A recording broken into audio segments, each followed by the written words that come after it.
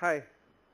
Great to be here and fantastic day. Really enjoyed the entire session. How all did you enjoy? You all had a good time? Right? It was so amazing. I hope I can end it little, at least something I can do towards the end of it, right? So yeah, I'm actually here going to speak about something which is about garbage. I think the last topic also was about it, and I'm going to literally get into garbage right now. And how many of you heard about waste management? Right? So I've been in this space for the last 7 years, surely by mistake. After my graduation, I accidentally chanced upon to work with a non-profit called Exnora in Chennai, just because I had an idea.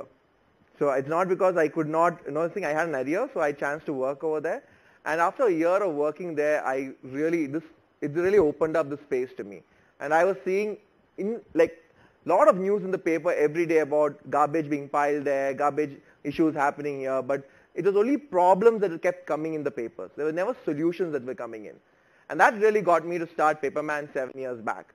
So today I'm going to go with a simpler topic. It's going to say that I actually ate my toothbrush last week, and I want to check whether with you people, that you guys eat your toothbrush anytime, in your few thing. That's what I'm going to check out here. So this is the story. So you all use toothbrush? Anyone who doesn't? No? Right? Everybody uses toothbrush, right? Great. So you know how it is made? It's made with plastic, right? So you know how many toothbrushes are made in a year? So there's 15 million ton in 1964, 311 tons in 2014, and 612 million tons by 2036. This is the thing. Of toothbrushes, I'm talking about a single item, disposable plastic that we use in our life. A single disposable item, that's toothbrush, right? Now billions of toothbrushes are thrown away, obviously. We all don't use the same toothbrush. How many of you have used a toothbrush for 10 years? Right? What's the max we use? 3 months, 6 months, right? Max. But less than 14% of this is recycled globally. For all the toothbrushes that we use, 14%, less than 14% is recycled globally. So this is what happens. One truck full of plastic, one truck full of this thing gets dumped in the ocean every minute. This is a stat. We're talking about a world with 7 billion people. That's quite a number, right? Every time we throw a toothbrush away, do we think about this? Think about 7 billion people throwing this away, right? And more than 5 trillion pieces of plastic ends up in our ocean. And that's the size of 3,585 blue whales. That's the kind of plastic that's there in this thing. And by 2050, there will be more plastic in the ocean than fish. At the rate that we are going, this is the situation, right? And this plastic has a very, it breaks down. It breaks down to small microplastics, right? In the ocean, it's breaks down small microplastics. And what happens? Fish eat them, right? So I come from a very coastal town in Kerala, and in Chennai also I sit in the coastal. So fish is a big part of our diet. So this is what happens to me most Sundays.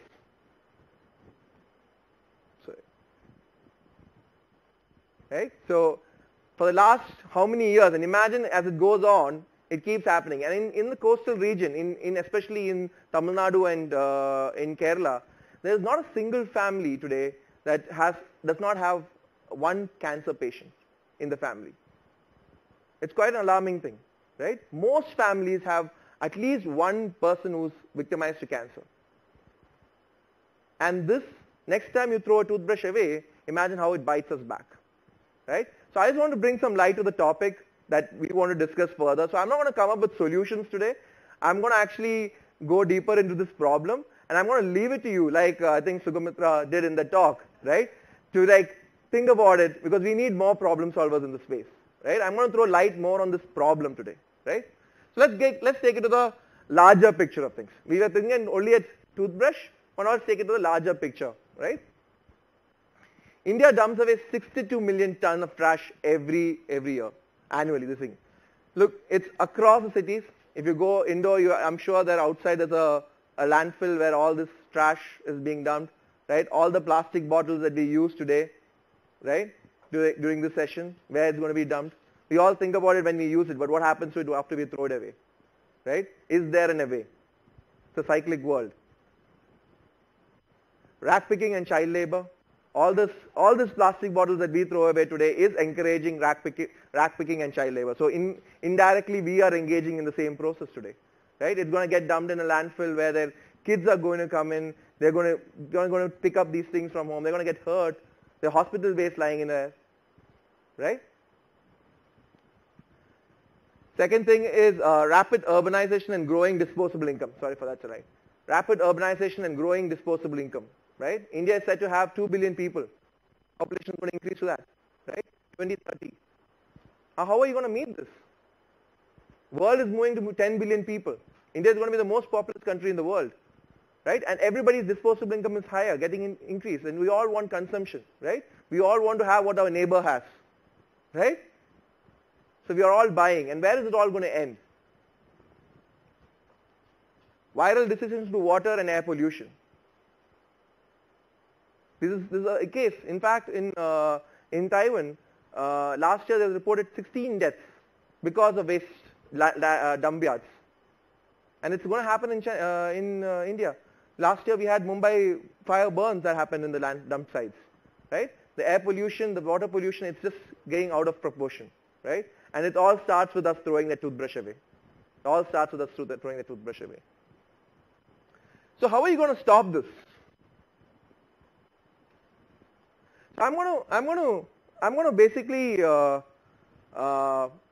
introduce you to a few people, a few friends I made in the last 7 years. You might know them, and I talk more about them. But these are friends who actually do something about this issue. I've seen so many people. I've spoken to so many people about waste management, but I actually found these are the people who actually do something about this problem in this country, right? So let me introduce you to them. Let me introduce you to two friends from this. One is Lakshman. Have you seen somebody like Lakshman? In your locality, have you seen somebody like him? Yes? So Lakshman is basically lives near Kanyakumari. He runs a small little waste shop, right? He has got 3 girl children. I think this picture was taken right after his 3rd child was born. And he's a very happy man. You can clearly see. And he runs a small shop on the side. There's not even a covering. It's a side shop. That's Lakshman for you. This is Abdul. He's in Chennai. And you can see his shop. A small kuti. It's a 50 square feet shop, right, within which he works. Right? He's collected, or you can see behind him all that cardboard, places, plastic, little bit, all the stuff that is accumulated in the shop. So that's Abdul for you. He's a thing. Together they represent the 1.5 million informal sector in this country. It's a 1.5 million strong informal sector in this country, and these are the people who actually go out and make a difference every single day, right? For that every toothbrush that we throw away, they find a way to collect it and send it to the factories where it gets recycled. That 14% that happens today of recycling, right? In India, they are the primary reasons for doing that. Nobody else. But what do they get in return? They are discriminated. They don't get quality of life, and it's not a good life that they live, right? And together, and this is the most amazing thing, together they recycle 20 billion worth of materials in India. So Indian informal sector of recycling is a $20 billion industry. It's a $20 billion industry which has got these guys who come and pick up from your homes. Then you have the the wholesalers who accumulate from them. Then there is the next leg of recyclers who buy these materials, the factories, the paper recycling factories, the plastic recycling factories, and they produce $20 billion worth of second-hand materials in this, right? And they are the pillars of India's trash economy. We call this a trash economy, which is hidden, which is not shown. There is a very, very evident trash economy in this country, and which is yet to be discovered completely. Now, if this economy is supported and the government, it comes into light, right, and we all play a role in this. It does not form with just one organization doing something. We all play a role in this. This trash economy can be a $100 billion industry. So I'm talking about the trash being an opportunity, not a problem, right? And that's how you should see the trash. And there is a big opportunity in it. It can be a $100 billion industry if it is rightly channelized, if the government looks at it like this way, and the government starts supporting the informal sector, and and also we all as people start working together with our informal sector to recycle more. It can be a $100 billion industry. So how can this be done? So I'm going to only share a few examples of what can be done, because these are a few things that we are experimenting at Paperman. But I'm sure there's a lot more done, right? So in fact, my presentation ends here, right? This is where my presentation ends, and I want you to think about the solutions that you guys can come up with.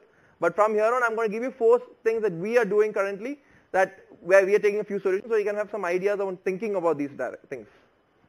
1, we work with these guys to improve their business practices. So we provide, you can see that electronic waste scale. It works something like your Uber for trash. So we map these kabadiwalas, and like I said, we connect them to the households where they go and they weigh the materials and they pay for it, or people can donate to charity if they want. So that's what we do. We improve their business practice, as in we start seeing them as franchisee owners. We start seeing them as entrepreneurs, not as pickers or trash thing. We start seeing that they need to have a better quality of life. Second thing we do is we incentivize people to recycle. Now that's very important, right? If you don't see value in your trash, you will not treat it right.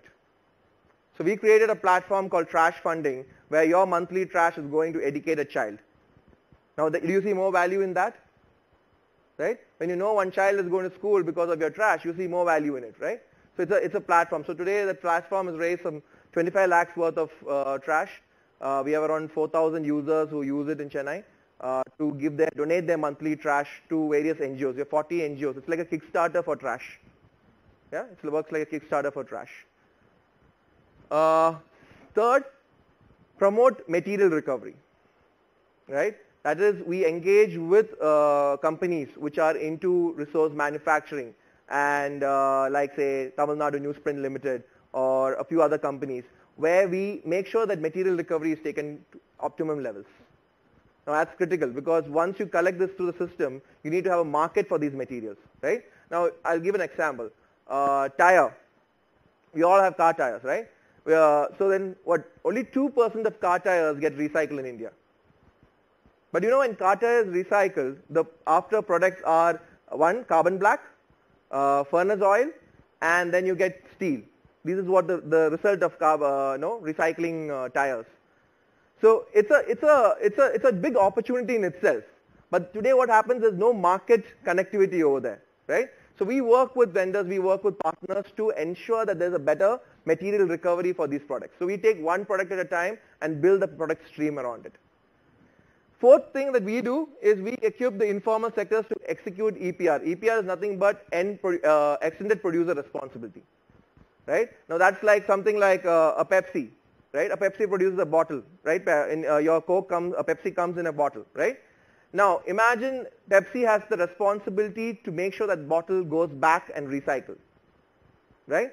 So we work with Pepsi to give them stats in the Chennai market, like say how many of your bottles today actually got recycled, right? To work backwards, integration, which also creates more economic opportunities for these people from the traditional income generation of weighing your trash and getting money for it, right? So we're trying to create a whole model around that where brands engage with your local kabadiwalas.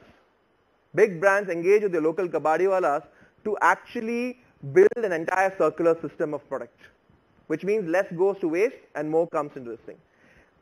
So these are a few things that we are trying at Paperman, but there's a lot more that's to happen. And I think what we are doing is only going to cover 1% of this problem. Like Sir was saying today in his eco-village, the things that he is doing, right? And we need each of you to come up with your own ideas, your own solutions, your own imagination. You have to come up with lots, because this problem is a problem of 1.3 billion people today, right? And it cannot be solved by one organization. It cannot be solved by one individual. It has to be a multiplier impact. It has to come by building a trash economy. We need to build a trash economy in this country. We need to build this as an opportunity, and more entrepreneurs, more problem solvers have to come into this thing. So you can decide whether you want to start continuing to eat your toothbrush, right? Or you want to actually move forward and make a solution out of it. Thank you so much.